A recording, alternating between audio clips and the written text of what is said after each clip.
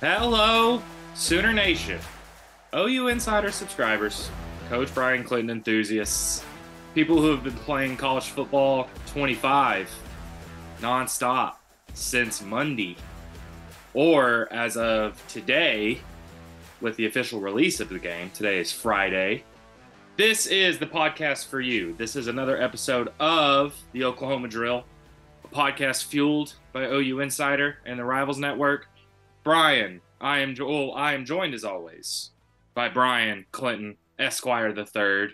Brian, I got a little ahead of myself introducing you because I'm really giddy for you to tell the listeners and watchers out there about the result of our first CFB 25 game against each other. We got to play on Monday in Dallas after SEC Media Days, and I'd just love if you wanted to tell everybody how that game went.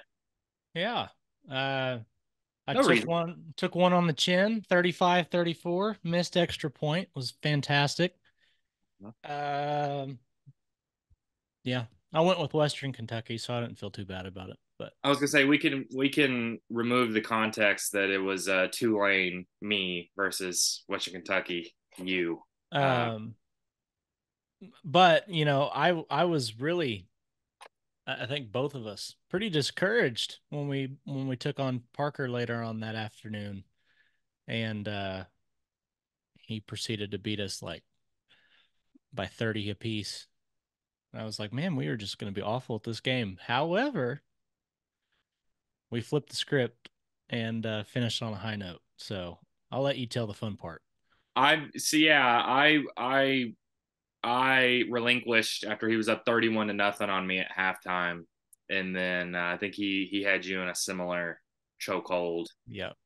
in the next game. But we went out to eat, and then we came back, and I was Iowa State.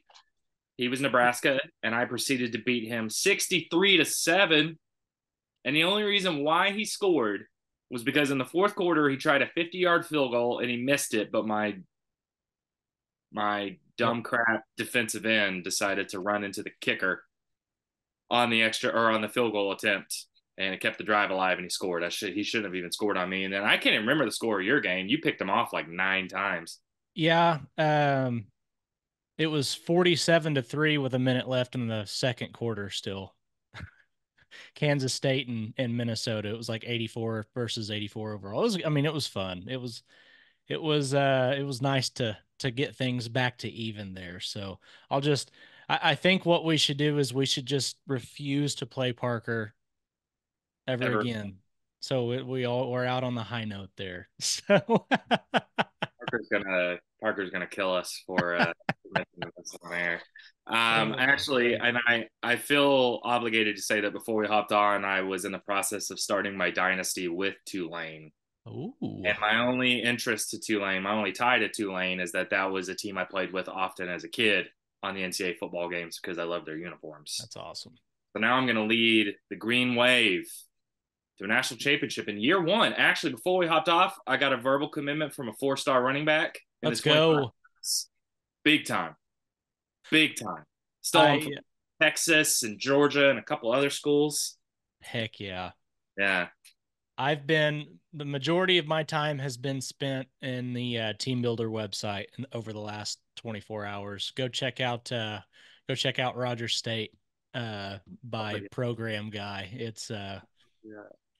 It's nice.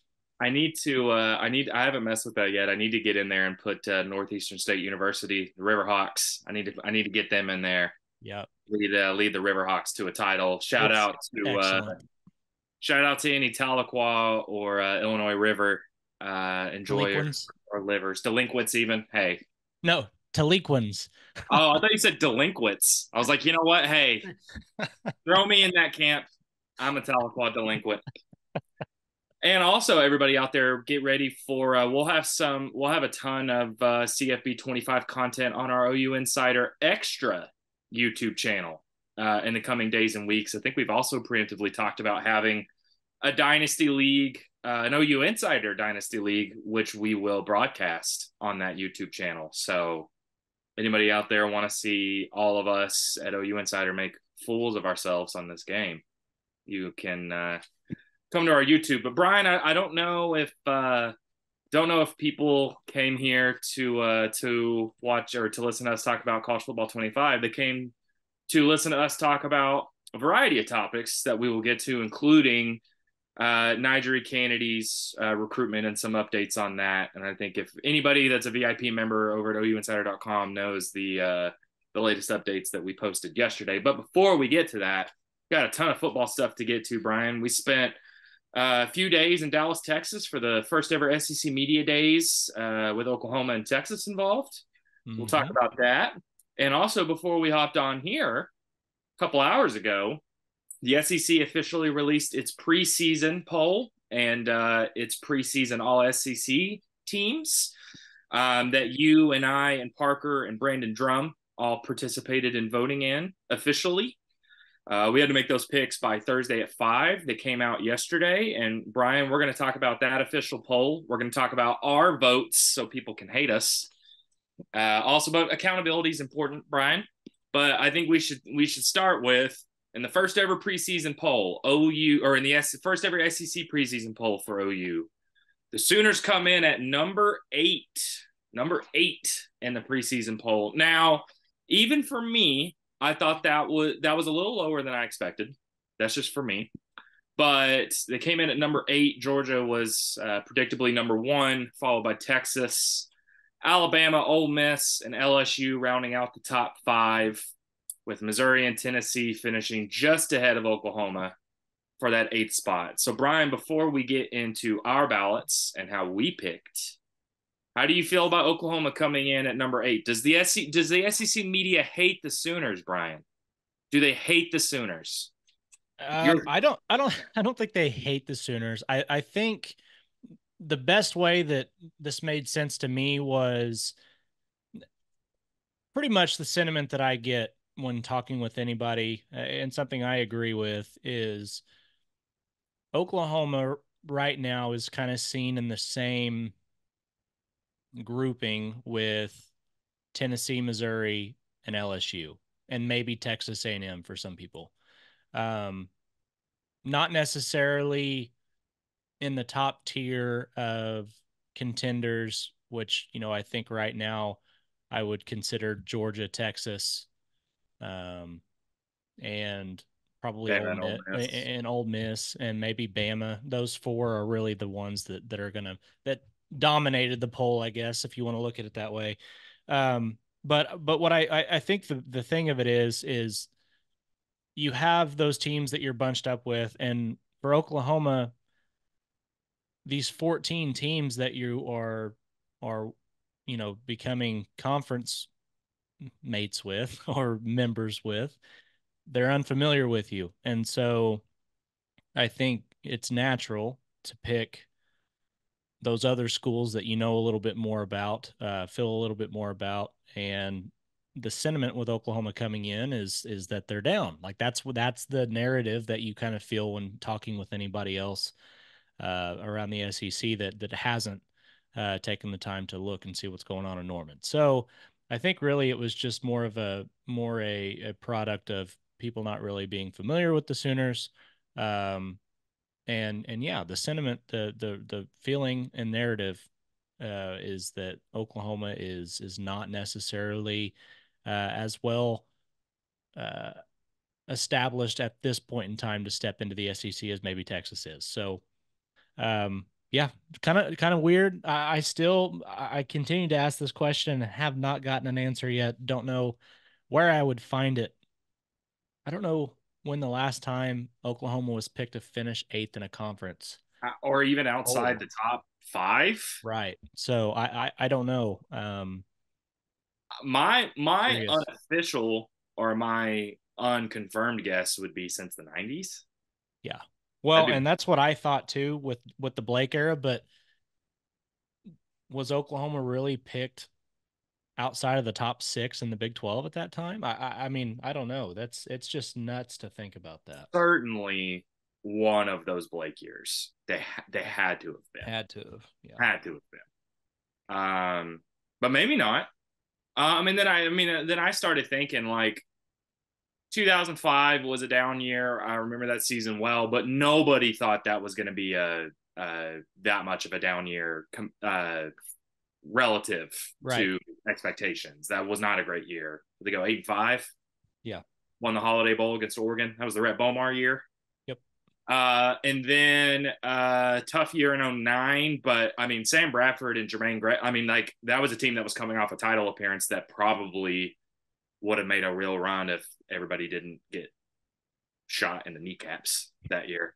And then a bad year in 2014, but nobody thought that was coming either because OU had just beat Bama in the Sugar Bowl, and Trevor Knight was on top of the college football. Nobody saw that. So, like, I would have to go back and do the research, but I can't Yeah. imagine it's been since the 90s. And all of those teams you just mentioned all went, I mean, they all went 8-4, like 8-4 or 8-5.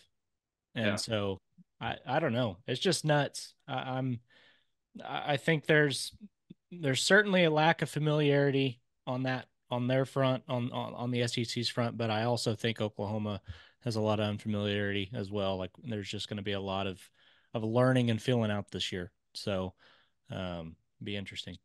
Well, here's a couple of important points to make. One, according to this preseason poll, OU will play 6 of the 7 teams that are ranked ahead of them. Yep. Georgia's the only team they won't play. That probably factors into this somewhat, in addition to just this being a really difficult schedule for OU. Mm-hmm. I agree with you. I think there's some unfamiliarity. There's probably some unfamiliarity with Texas too. But look, I mean, they're just an easier, better pick. They're coming off a playoff berth. Quinn Ewers is coming back. I mean, it's just an easier. They made a couple of splashy offseason moves. And Bama's going to be really good despite the Saban thing.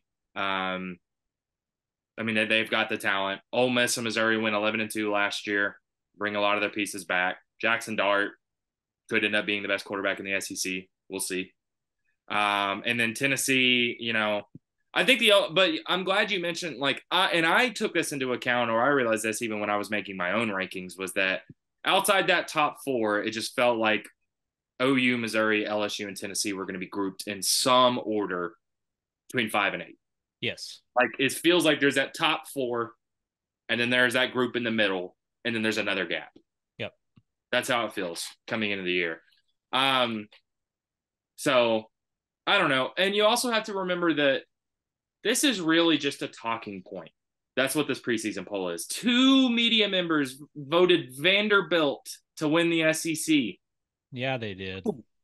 Not just one, which also would have been astounding. They've won 3 SEC games in the last 5 years. 3. Now they're going to go win the SEC. That's why, like, you have to remember you're taking a sampling of a ton of media members, most of them that only covered their team. Right. And I'm as guilty of that as anybody else. Now, I genuinely, even since we did that video a couple of weeks ago of the SEC Power Rankings, I've done more research since you and I did that video. But not everybody does. Right. I guess also before we get into our ballots, we should also mention that Danny Stutzman and Billy Bowman made the all SEC first team defense. Yep. And Deion Burks made the third team offense. I think the Stutzman and Billy Bowman picks were no brainers. The Deion Burks one it doesn't shock me, but just is surprising considering he played at Purdue last year and hasn't played a snap at OU. Yeah. I will tell you, Brian, just me personally, I didn't love making the team picks. I didn't love that. I kind of just wanted to make the poll picks because I don't know enough about these teams intimately. Yes. Speak about them as an expert. Yeah. But I had to, and I picked Stutzman and Bowman. I think I had Sawchuk on there. I think on my third team, and I also had Nick Anderson. I think on the third team. So yeah, did you have anybody else? I had both Stutzman and Bowman first team.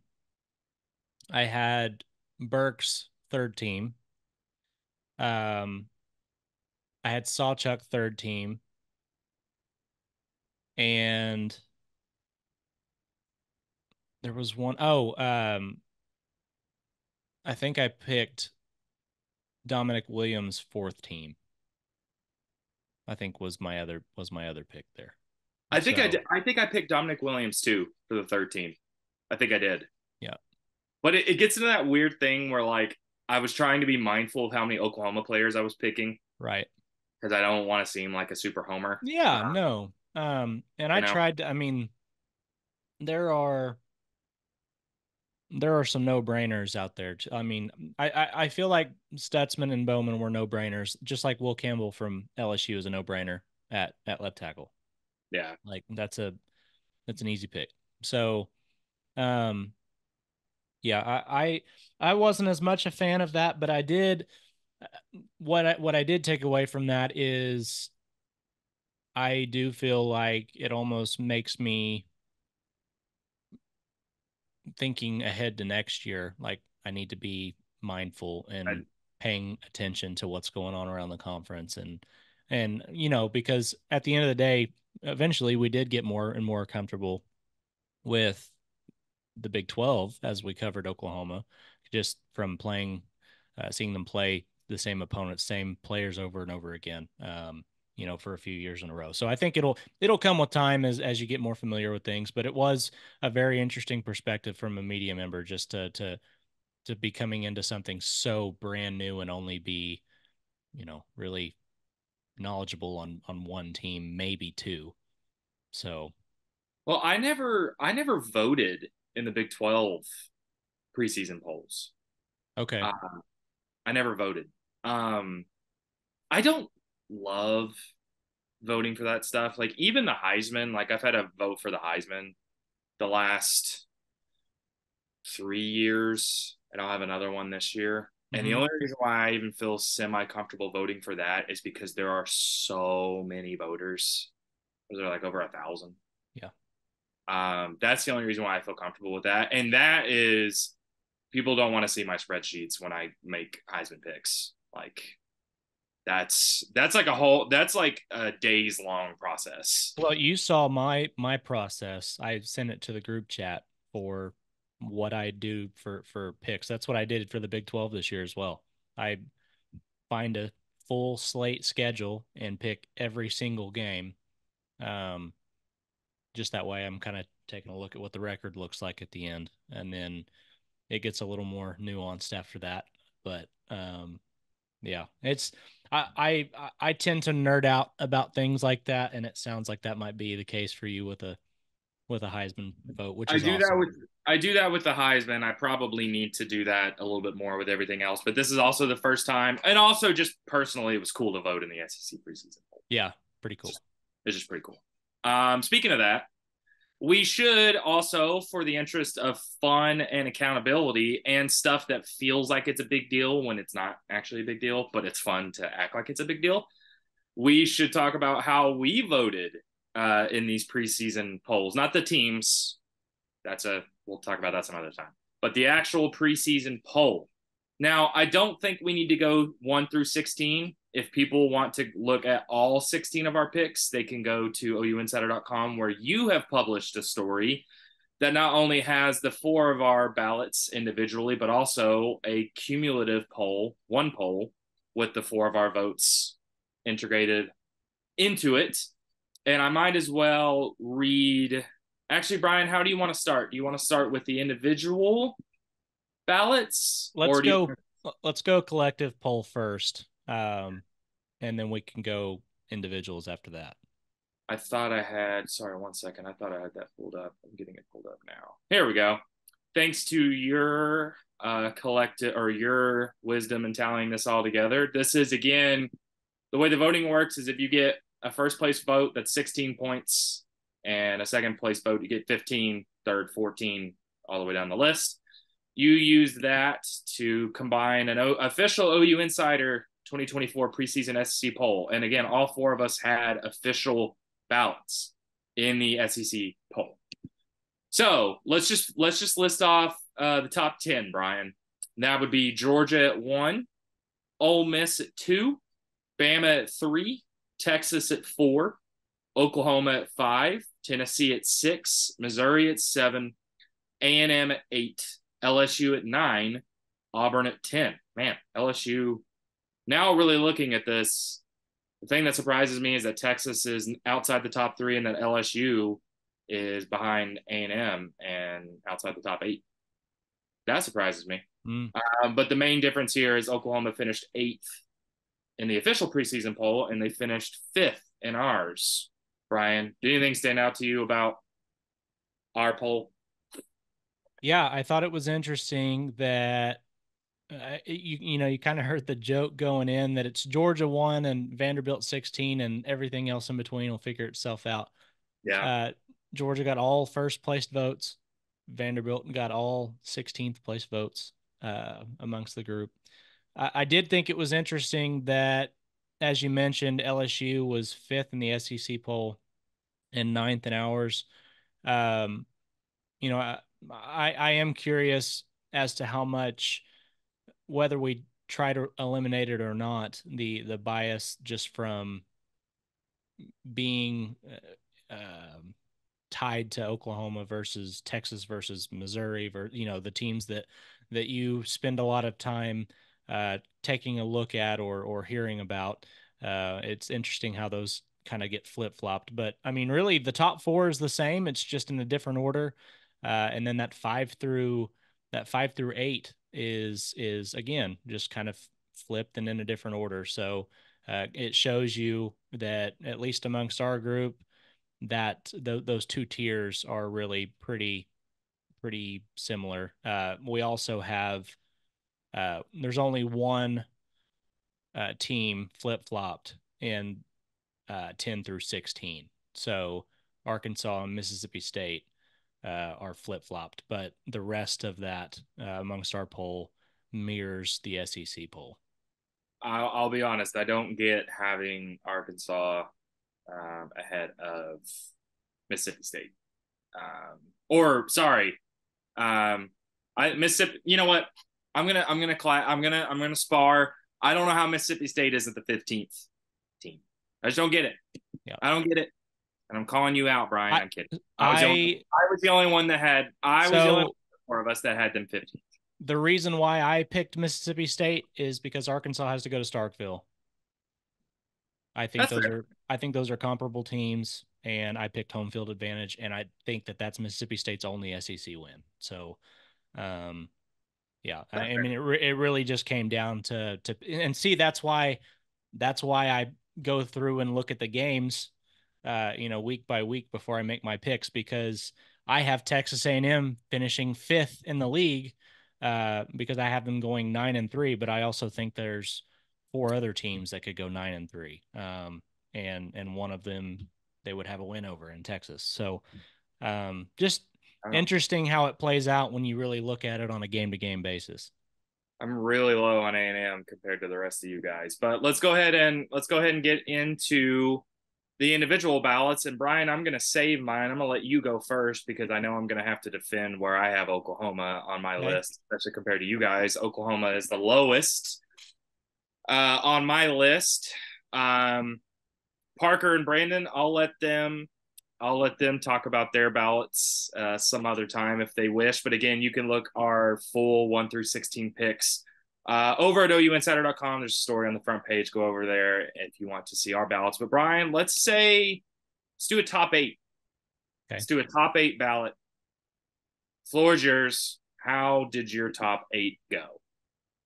So Georgia was one, very easy for me. Honestly, I look at their schedule here, and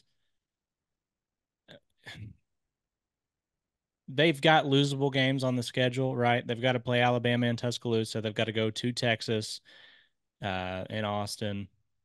They have Florida in Jacksonville, which is just a rivalry game. And then they got to go to Oxford. So you're talking about going to Tuscaloosa, to Austin, and to Oxford. Those 3 schools are the next 3 teams in the media poll.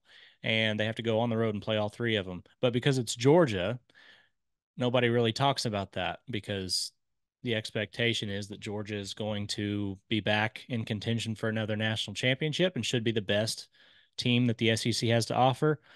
And I think that's the case. I think there's a case for them to go 12-0. Even going into all three of those road environments, I just think that that is the most complete team in the conference right now, um, by a fairly wide margin. So I went with Georgia pretty easily. My number two team is Ole Miss. Um, I I love really, it. yeah, I really, really like what Lane Kiffin went out and did this off season. You know, it's not a proven commodity to be able to figure things out in the transfer portal and just make things work the way that they are. But I do think with what they returned from last year, plus the additions that they made, particularly on the defensive side of the ball, I really like that. I mean, it takes two things to win football consistently. And in the SEC, I don't think that's going to change. I think you need to have good quarterback play, and I think you need to have excellent defensive play, especially in the front seven. And they've got a chance to have that. So, really like that. Alabama was number three for me. Kind of started splitting hairs a little bit here. But Alabama, look, I think there's a case to be made. Alabama goes 11-1, but I also could sit and listen to somebody that said they thought Alabama was going to go 8-4. There's just so much change. There's no way of knowing how a team's going to look when you're replacing the best coach that's ever done it.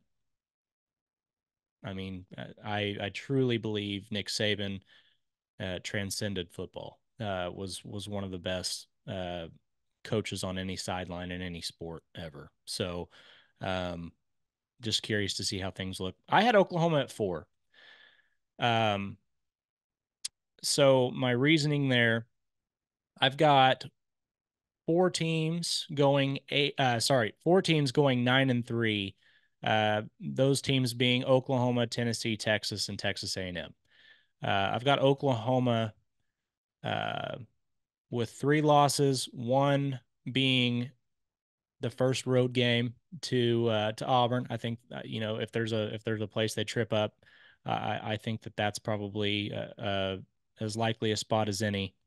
And besides that, I think Oklahoma did a good job. I think they lose to maybe Ole Miss on the road. I think that's going to be the most difficult game on their schedule in Oxford. And then the Alabama game is kind of a toss up to me. I do think Oklahoma is going to be favored ever so slightly in that game. If they both come into it with similar records, I think Oklahoma's probably somewhere in the range of like a 2.5 point favorite right now. If you try and go find it. But that's another losable game, and I think Oklahoma has the opportunity to be right there in the playoff conversation at 9-3, and just like Alabama, I think I could hear people say that the floor for the Sooners is 7-5 or 8-4. If things just fall off the wagon totally, but I also could see a place where Oklahoma goes 11-1 or 10-2 if things fall right for them. So it's just a pretty wide margin there. Like I said, I have A&M at 5. I have them beating Texas. And so that's the hair splitting that we're talking about. I have Oklahoma beating Texas as well.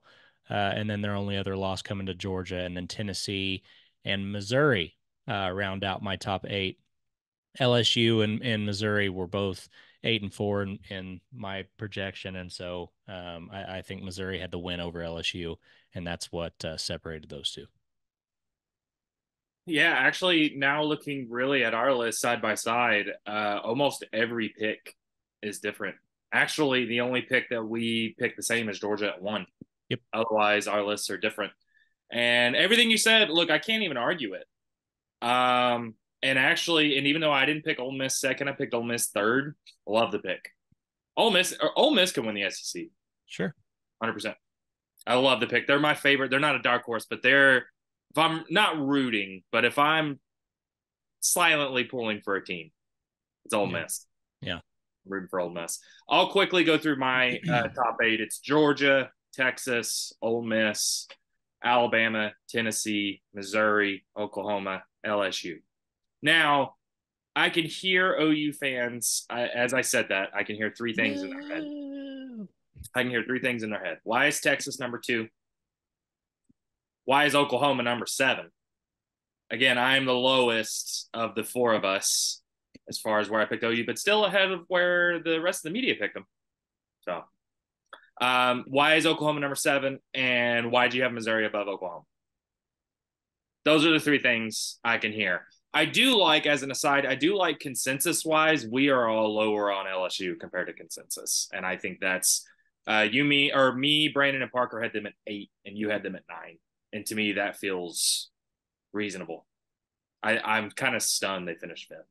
Yeah, I am too. They were terrible defensively last year and didn't do a lot to address that. So they just lost their Heisman Trophy quarterback. Right. Who, if they had somebody who was 90% as good as him, they probably lose 2 more games. Right. Yep. I mean, I know they brought in a new defensive coordinator. They brought in Bo Davis, but as far as like who they're putting out there on the field, it's the same guys. Figure out how to use Harold Perkins correctly and you'll be okay. But I feel like they got in their own way last year doing that. So I agree. And I'll just address those really quickly. Look, Texas, outside of having to play Georgia, I mean, no SEC schedule is easy, but compare Texas's schedule to Oklahoma's. It's just different. Just different. Texas has a much easier path into the SEC than Oklahoma does. I factored that into my decision. And 2, Texas has a lot of continuity from last year to this year. You can't undersell, even though I don't think Quinn Ewers is like a generation defining quarterback. I think he's a good quarterback. Having that consistency and continuity heading into the SEC is huge. They're going to have one of the best offensive lines in the country. I just think the path to them finishing 10-2 is right there for them. Yeah, it just is. So, but look, again, if you told me they finished 8-4, that wouldn't shock me. But I had Texas at 2. And then for me, I really genuinely clump 5 through 8 together. Like, to me, Tennessee, Missouri, Oklahoma, and LSU all have 9-3 written all over them. Yep. To me. So, like, to me, I wouldn't surprise me if 3 or 4 of those teams all finish 9-3. And so it's not about any of those teams finishing with a better record than the other. I just see that. And then in my head, I'm thinking, I think Oklahoma actually has the most volatility of almost anybody in the top 8 in terms of where they can finish. Mm-hmm. I really do. So that's 1. 2, I started thinking they have the hardest schedule of anybody inside that top 8. I mean, they just do. And they have to go to Missouri. They play 6 of the 7 teams ahead of them in the preseason poll. It's just, it kind of came down to a schedule thing for me. And Missouri went 11-2 last year, and OU's going to have to go to Missouri. Mm-hmm. So not that I didn't put thought into it, but like, I don't know. It didn't, to me, I really do see it as outside that top 4. Make a guess as to that next 4. Yep. I don't know. But I did feel a little silly putting Oklahoma at 7 because I think they could finish in the top 4. Absolutely. I do. I don't know. No, I think that's on Oklahoma. Yeah, I think that's fair. I think that's a fair assessment. It's like you said, it's very easy to clump those 4 together. I think it's a great point that they play Tennessee, they play Missouri, they play Alabama, they play Ole Miss, they play Tech. They have the opportunity to, I guess, prove you wrong. I guess is the best way of putting that. Like, because you get a one-on-one chance with all those teams ahead of you. So besides Georgia, that's as you said, I think the best way you could have put it was volatility. You have really, it's very difficult not only to know where Oklahoma stacks up against these teams with the current roster, but we've just never, it's unprecedented. We don't know how Oklahoma's going to fit into this schedule. Back in the early 2000s when the Big 12 was what the SEC is now, and it's a gauntlet in every single week. I mean, it felt like those games are what made Oklahoma better throughout the year. By the time the season got to the end, you had played so many difficult games that it was,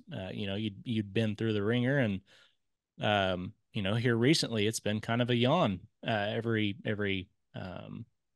preseason you go into it, Oklahoma's won, and really the discussion was who was at 2 for the longest time. And now you find yourself at 8th and everybody kind of perks up. So I honestly, and I want to know what your thoughts are on this. From a fan perspective, if you're an Oklahoma fan, I think you have to one, you have to kind of like this, right?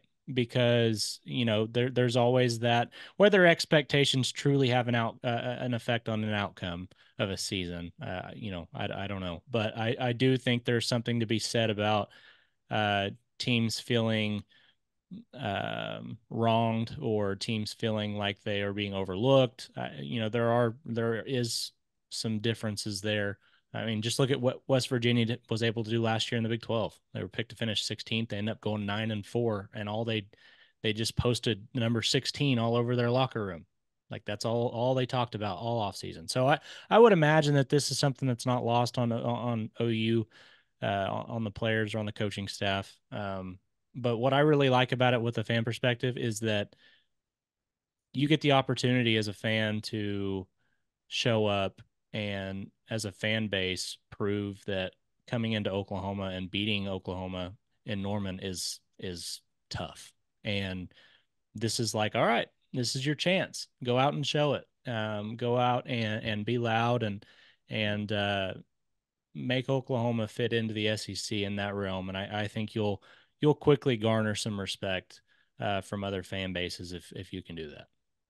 I think you love this if you're an OU fan. You love Yeah. that they're you love that Texas is second. Yep. I think you should love that. OU's going to have a legitimate chip on its shoulder all year.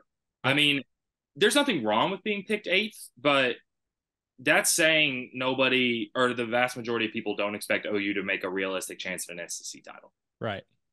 That's what that means. And even Disrespected. me, I picked it. And even me, like I think they'll go 9-3. That's my official prediction. Would that be awesome considering this schedule and their first year in the SEC? It would be. Yep. But when you say 9-3 and say seventh, it's going to attract attention. I know I'm going to get Right. crap from people. I know I am. Well, but here's the thing, and I'm coming to your defense on this. If Oklahoma goes, the difference between Oklahoma going 9-3 and Missouri going 9-3 is that a 9-3 Oklahoma probably gets into the college football playoff. A Yep. 9-3 Missouri does not get into the college football playoff, and it doesn't have anything to do with brand. It has to do with who those two teams play. I mean, Missouri's schedule in the SEC is Vanderbilt, A&M, Auburn, Alabama, Oklahoma, South Carolina, Mississippi State, and Arkansas. I mean, outside of Oklahoma, Alabama, and maybe Texas A&M, those should be games that you're probably favored fairly heavily in. So if you go 9-3 in your Oklahoma, I'm defending you. I think a 9-3 Oklahoma amongst those other 9-3 teams says a lot more about who they are this year than the other ones would. So Thank you for coming to my defense, Brian, because I'm going to need it. I know I'm going to get crap for it. And I'm not even trying to slight them like at all. I think 9-3 would be a really good year for OU, their first year in the SEC with this schedule. I think it'd be a hell of a year. I do too. Brian, before we talk just a tiny bit about Big 12 or Big 12 SEC Media Days, and we talk a little bit about Canady to wrap up the pod, I believe you have a message for us. You want to know the best way to learn a language? Immersion. It's living where the language is spoken and using it every day. But if that's not in the cards this year, if you can't just pick up and move to Mexico, you can still learn a language with the second best way, and that is with Babbel. Babbel, we can't promise that it'll be easy, but you will be glad that you did it. Join millions of Babbel language learners across all ages, and a join a conversation-based learning that is built with science-backed cognitive tools like spaced repetition, interactive lessons created by real language teachers, and voiced by real native speakers. Here's a special limited time deal for our listeners. Right now, you can get up to 60% off of your Babbel subscription, but only for our listeners at babbel.com/OU Insider. That's getting up to 60% off of your Babbel subscription at babbel.com/OU Insider. spelled Babbel, BABBEL.com/OU Insider. Rules and restrictions may apply. Brian, we need to talk about NiJaree Canady. But before we do that, I think let's touch briefly on SEC Media Days. And I want to mention this interaction here that I'm not going to get to mention anywhere else. One of my favorite interactions was before Brent Venables did his press conference on Tuesday. He did a scrum with a small group of reporters for about 20 minutes before he took the stage. And we walk into the room where OU's kind of like OU's hospitality room. We go in there. They've got a bunch of TVs set up playing CFB 25. And it was so funny. We go to walk towards Brent, and Brent actually yells at Barry Trammell from the Tulsa World. He goes, "Hey, Barry, I got a question to ask you." He said, "Are you SEC ready?" And I said, "Oh, I thought you were going to ask him something about college football 25." And he looked at me and he kind of chuckled and he said, "I don't really know anything about that game. The only thing I know is that a few of my players didn't make it into the game on the roster, so I've got to make some phone calls." Said, "I'm always fixing the world's problems." So I love that. Excellent. I loved that bit. And then the other thing was anybody that follows Danny Stutzman on Twitter saw that he created his son, Danny Stutzman II, and put him in the game, and he committed to OU. I asked Danny about Danny Stutzman II, how his football career was going during his scrum. And he told me that it's not going so well because Danny Stutzman II overslept and missed the Temple game. And then OU lost the Tulane game. He simmed it. No, he lost the game. So it's been a tough start for Stutzman II. I think the only other thing, because look, I know I know Parker and Brandon talked about it on their pod, the Under the Visor pod, a couple of days ago. I don't want to touch on anything too much. Everybody can go read our coverage over at OUinsider.com. I think the main thing I want to tell you, Brian, the one thing that I want to mention is I thought that was the most impressive Brent Venables has been in a public setting since he became OU's coach. He was really straight and to the point. And a lot of the OU media were joking about, is Brent going to have the longest opening statement of all of the coaches in their press conferences? I think he was second to last. Yep. He was really succinct. He was really concise, straight, to the point. His answers were thoughtful, but not over the top. And I think he and the OU contingency of Stutzman, Bowman, and Jackson Arnold, I thought they were impressive. I thought they exuded confidence, but not cockiness. And I thought Brent and his answers about there being a potential salary cap in the future for college football, talking about the ways they need to improve, expectations, all of that stuff, I thought they were really impressive. And I thought Jackson Arnold was impressive. Talking to him, I thought he was impressive because there's so much weight on Jackson Arnold's shoulders. It's crazy. Mm-hmm. There's already so much weight on the starting quarterback at OU's shoulders, but when you add in that he's a true sophomore and going into the SEC, and I thought it was interesting. The one thing that I'll also mention is I thought maybe the most interesting thing that anybody said from OU was that he actually said that even though he got to start the Alamo Bowl against Arizona, it didn't really feel like his team yet. He didn't really feel like QB1. So he was like, that team spent the whole year with Dylan Gabriel as their quarterback. Yep. So he went into that game. It didn't really feel like his team, but the last few months, it's really started to feel more like his team. So those are just my quick throw-outs. We'll have more coverage from Media Days over the next few days. Anything stand out to you about Media Days? Anything worth mentioning? Yeah, I really like the confidence that you had from Billy Bowman. Really like the confidence that you had from Danny Stutzman. Really liked those things stood out, but I do think the big thing for me was the maturity that you saw from Jackson Arnold. It was kind of everything that you hoped it would be if you're an Oklahoma fan, as far as him stepping into the role and being the leader of that team. Now it really seems as if he has jumped in with both feet and taken the reins there, which I think is a great sign. And yeah, as you mentioned, it is funny that a lot of the OU media contingency was thinking that, and then it really does seem like Brent Venables maybe took the off season, maybe took some classes or something, like just with how, like you said, succinct and to the point his answers were. There wasn't a lot of dancing around things. It really feels like sometime in the last several months, he has become a lot more comfortable being the head coach at the podium.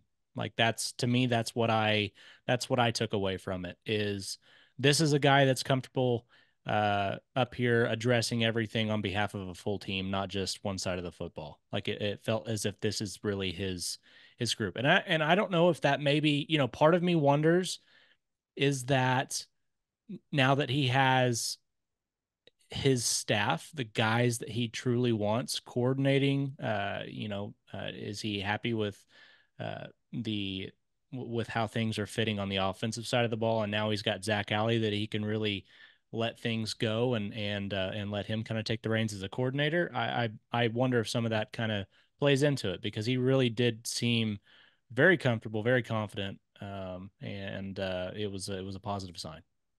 No, I agree. And I thought it was the other thing that's worth mentioning is that he got asked about DeMarco Murray and getting him extended. And I think, continuity was a big theme because outside of the offensive and defensive coordinators, everybody else on staff is heading into their third season under Brent Venables at Yeah. OU. Yeah. It's a big deal. But he actually said that's the only situation you know about. He implied that a bunch of the coaches were approached by other Power Four teams, NFL teams. That was probably the most he showed, like a little bit of a cockiness, and not in a bad way, but just like hey, we've got our guys, and our guys are wanted across the country. And I thought that was interesting. And yeah, honestly, for him to have had the second shortest opening statement among the 16 coaches, Brian. I mean, hell, before the scrum, we were joking. And let me preface this by saying I would rather have a coach most of the time that has too much to say to the media than not enough. Yes. I would rather have that every time. Having said that, it's the upset of the year that he had the second shortest opening statement. Even in the scrum, which we knew we were going to get about 20 minutes, we were like, what's the over-under and the amount of questions we're going to get to ask? Like 4.5. We got like 10 questions. I don't know. Like to That's me, awesome. to me, that shows like he was really focused and really, I think, I don't know. I just thought it was honestly, I thought their performance at SC Media Days was good. Yeah. Well, I mean, to me, it's like as a head coach who's constantly talking about constantly being better, and there's a standard, and I would almost guarantee that is something that he has taken a look at and said that he wants to be better at, and is making strides to do it, because it was such a change that I think everybody realized it, from the OU side of things. If you'd been covering Brent Venables, you knew. And to everybody else, that's what's really great about it for Venables, is that's the first impression you just made on the rest of the SEC. I think it was important. I think it was important to them to really make a good impression. Yes. And I think you can tell that. Agreed. And yes, Media Days is mostly just, it's symbolic. It's not the most important thing to these teams, but I actually think OU took this seriously. Yep. I think it was important to them to come and set a tone. Agreed. Let's talk to end this. Let's talk briefly about NiJaree Canady. Brian, as OU Insider VIP members know, I posted a note on the board yesterday, actually, that things are just looking like OU Canady. That partnership just isn't happening. I was told by a couple different people that OU has moved on from her recruitment. That was buzz at SC Media Days. Actually, I checked in with a couple of sources after I got back, but even at SC Media Days, there was buzz about OU kind of moving on from Canady. I think for the most part, the OU program has moved on. I mentioned in that note that I think Texas Tech is the favorite to land her. You mentioned an NIL offer that was quoted to you that about what Texas Tech pitched to them, and I actually checked in with a separate source about the number you told me about, and she was like, "Yeah, I've heard the same thing." And wow. And I've actually heard I've heard from different people that it's been more than that number. And let me just say that number would be unprecedented in softball Oh yeah. transfer portal history. So if Yeah. it's more than that, it's a big deal. So um, I've heard Bama's in the mix. Maybe I know Canady was there just a few days ago for another visit, but I think it's going to be Texas Tech, and I think you've gotten a similar impression too. So I would just say, and I said this in the note, but when Patty tweeted her "Go Boomer" tweet the other day, her latest one, she included a link to the five or to One Oklahoma, that collective, and the first pop up is the 5 players that OU has signed through the portal. And it made it seem, I had a hunch even then that that was sort of an indication that OU feels like it's got its transfer portal class. So looking back on it, that just seems more final. But after talking to a couple of people, I think OU's moved on, and it's. I thought OU's chances have been pretty good almost this whole time. Yep. But we've said that this was going to be a volatile process, and we have said that OU had made its offer. OU had made its offer, and I think Texas Tech has come along and made a more compelling offer. And right Yep. now, that's where things stand. Does anything stand out to you? Anything else you've heard? Yeah. So, I really, as you kind of had a couple of days to chew on it from what we were hearing, at least, and I think really where my mind is at is, look, when Canady entered the transfer portal, there was always the notion that NIL was going to play a factor in this, naturally, as it should.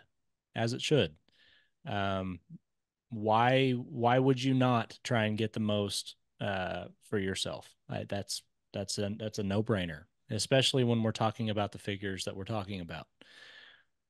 Um, at one point, it really seemed like the national championship contenders that were ready made for her to join and go and win right away were the top schools that you were really hearing about. It wasn't a coincidence that Oklahoma and Texas and Florida were heavily involved or seemed to be heavily involved. But when an offer stands that high and above the rest,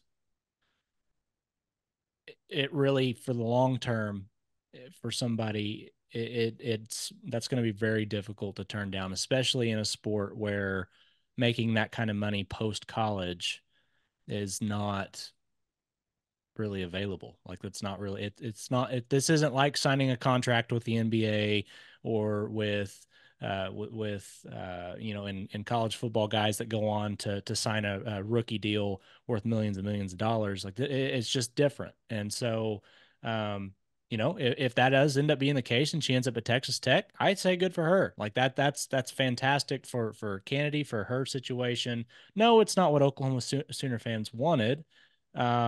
Naturally, but I also think at the end of the day, if she goes to Texas Tech and she doesn't end up at Texas or Florida, then that's really no harm, no foul if you're an Oklahoma fan.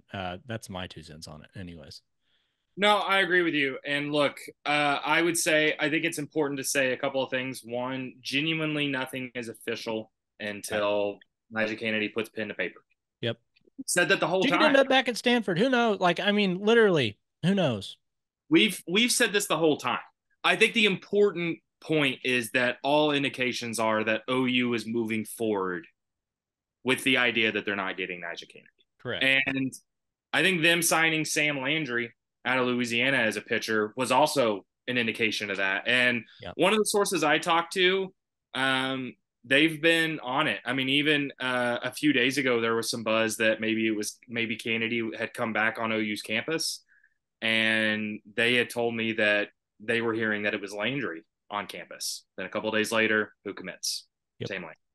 So softball rumors and news is all over the place, but I feel pretty good about this. I think OU has moved forward. I think all indications are that they've moved forward. And I think you brought up a good point. Look, there's so much that weighs on any college athlete's mind, especially at a Power Four school in Yeah. any sport. But softball, as it's rising in popularity, but there's still not a real path to a sustainable career as a professional softball player.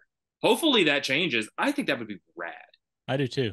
If there could become a league that's, I mean, not exactly like the NFL or the NBA, just in terms of trying to be realistic. That would take years and years and years and years. Yeah.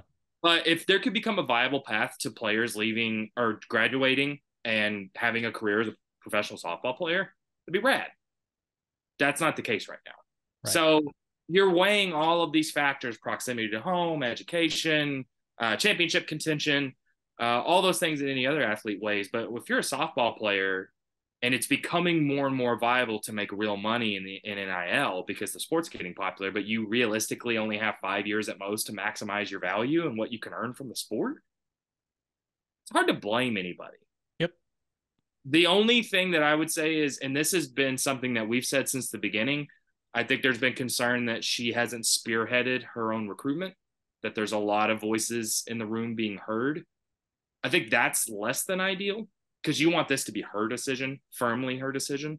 And I don't want to speculate too much on that because I'm not in those rooms. I don't know exactly what's going on. I don't know their family dynamics or her circle, what all's being said there. That's the only thing that wouldn't be ideal. But look, if Texas Tech makes her a crazy offer and that's where she wants to go, you know, for Yep. OU, you wish her the best and move on. Right? I don't know. No, that's you're 100%. I'm totally in line with that and it's it's a hard portal loss, I guess, but let's not pretend that Oklahoma doesn't have the talent, the coach, everything that they need in place to be competitive without Canady. I think that this team is still truly capable of being something special. Are they going to be the championship favorites? No, they're not. But No. when's the last time you could say that about Oklahoma? I'm excited for this team, and regardless of who they do or do not add from here on out, that's a team that walks into the SEC and is a team to be feared still. I believe they have one more roster spot. I think they have 21 on their roster. The Yep. SEC allows 22. So that's something to keep in mind. And I agree with you, Brian. Look, I actually think it's kind of exciting if OU enters next season as not the consensus championship favorite. And this portal class, even without Canady, is really solid. Yep. They did a really good job. They addressed needs. They added portal depth, or they added position depth and experience. They got an infielder. They got a catcher. They got an outfielder. Got 2 pitchers. Abby Dayton is a huge get. Abiyane is a huge get. Emmerling's a huge get. I mean, they've added really good players. Yep. That check a lot of boxes. But not landing Canady means, or likely not landing Canady means ultimately OU is probably not going to be the favorite next year. They may not be the favorite in the SEC. They probably will. That's okay. Yep. Patty Gasso is going to have to really coach. And that was one of the things she said after they won the championship is next year she's actually going to have to coach. Now, she said that tongue in cheek, but sure. What we're going to see on the field next year for OU, assuming this Canady situation goes the way everything's indicating it will, it's going to be a real coaching job from Patty Gasso, and that should be fun to watch. Agreed. And OU's got a roster spot in its back pocket. We'll see what happens with that, too. It'll be fun. Yeah. Go to OUinsider.com if you want to hear the latest info on all things softball recruiting, football recruiting, basketball recruiting. Hey, we're like 2 weeks away from the start of fall camp. Crazy. 2 weeks away from the start of fall camp. We're a month and a half away from the start of football season. No better place to be than over at the OU Insider VIP board over at OUinsider.com. Make sure to like and subscribe here. This OU Insider YouTube channel. Brian and I will be here usually on Wednesdays, but every single week here on the Oklahoma Drill to talk about all things OU. And we're going to have to buckle up and really start getting into preview season pretty soon. So Appreciate y'all tuning in. Thank you for listening to another episode of the Oklahoma Drill. We'll see you next time.